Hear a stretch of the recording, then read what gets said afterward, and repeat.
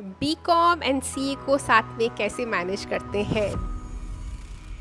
This is one of the most requested videos on my channel and मुझे बहुत surprising लगता है कि ये इतना बड़ा क्वेश्चन क्यों है, but today I will solve this question for you and I will talk in detail that how did I manage my BCom from a regular college and how did I manage my CA.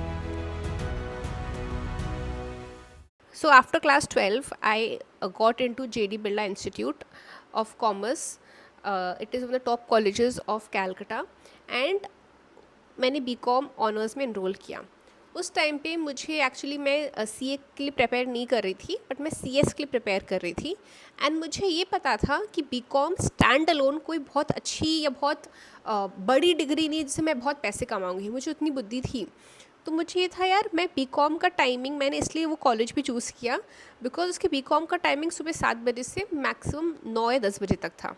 तो मेरे को था यार, जो भी life में college या tuition जो भी शुरू होंगे उसके बाद ही होंगे ना, तो मैं सुबह अपना कॉलेज ख़त्म कर लेती हूँ. उसके बाद जो होगा वो देखा जाएगा. फर्स्ट ईयर जब मैंने शुरू किया तब मैं ऐसे कुछ खास ट्यूशन्स ले नहीं रही थी. तो मेरे जो भी ट्यूशन्स थे वो 5 बजे 6 बजे होते थे एंड मेरा कॉलेज 10 बजे 9 बजे ख़त्म हो जाता था. उसके बाद मेरा आर्टिकलशिप शुरू हुआ इन सेकेंड और थर्ड ईयर ऑफ बीकॉम. अब मुझे प्रॉब्लम आने लगी कि मेरे कुछ ट्यूशन्स होते थे सुबह एंड मेरा ऑफिस होता था.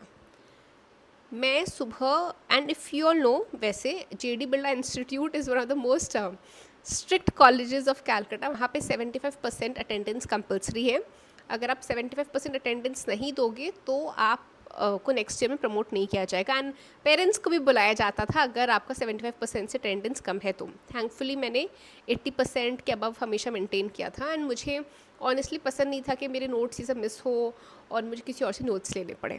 मेरा रेगुलर कॉलेज बीकॉम ऑनर्स था.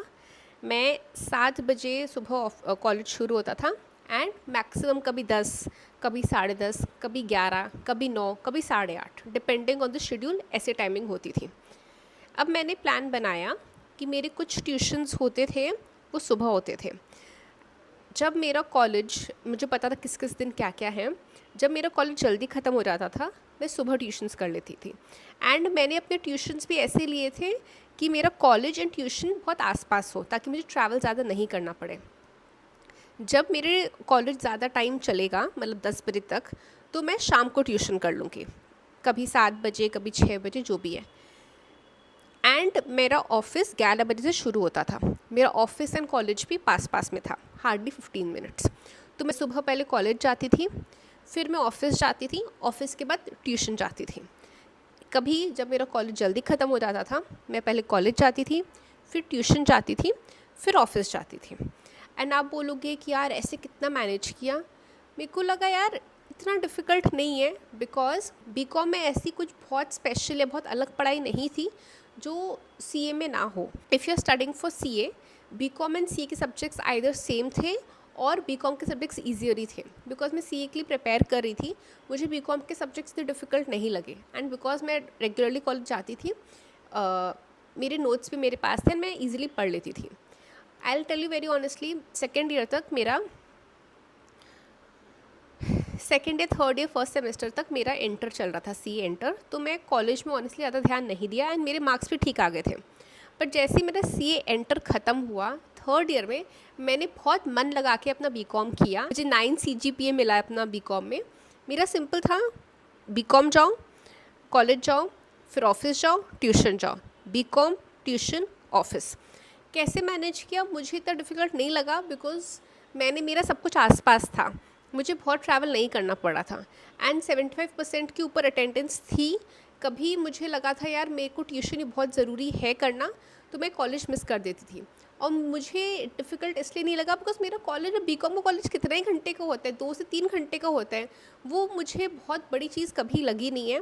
एंड पढ़ाई भी, I feel if someone is preparing for CA, CS और cost management, BCom is not very difficult.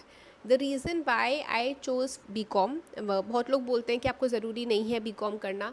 मेरे को था यार, मेरे को स्कूल के बाद अपना, ऐसा नहीं कि मैं स्कूल के बाद डिस्टेंस को, CA सब डिस्टेंस लर्निंग होता है. आपको डायरेक्टली कोई कॉलेज जैसा नहीं होता है, आपको ट्यूशन्स जाना पड़ता है।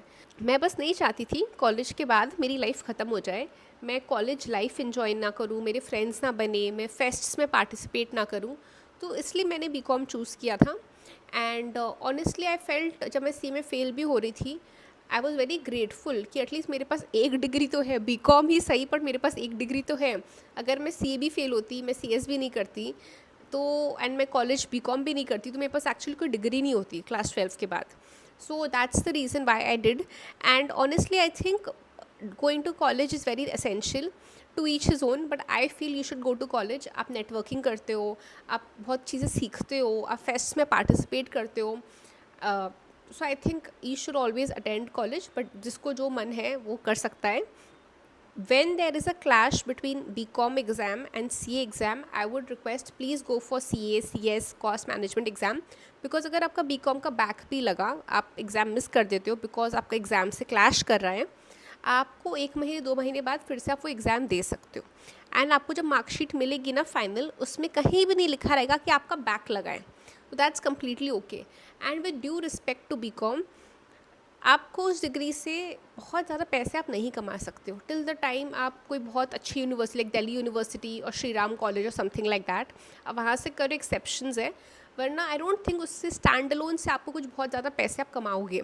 तो जब आप उससे पैसे नहीं कमाओगे, डिग्री का काम आपको पैसे दिलाना है, तो क्यों उस पर इतना फोकस करना, अगर आप उसके साथ साथ कुछ और भी कर रहे हो लाइक CA, CS और cost management.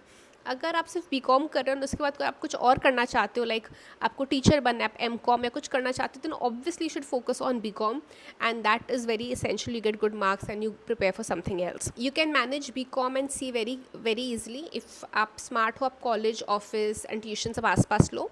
Very important thing, जब आप आर्टिकलशिप ज्वाइन करते हो, आपको एक फॉर्म भरना पड़ता है, अपने प्रिंसिपल से साइन करना पड़ता है that my student will only come to office after finishing her college. ठीक है, तो हम लोग को साइन, मेरी प्रिंसिपल को साइन करना पड़ा था, सबको साइन करवाना पड़ता है।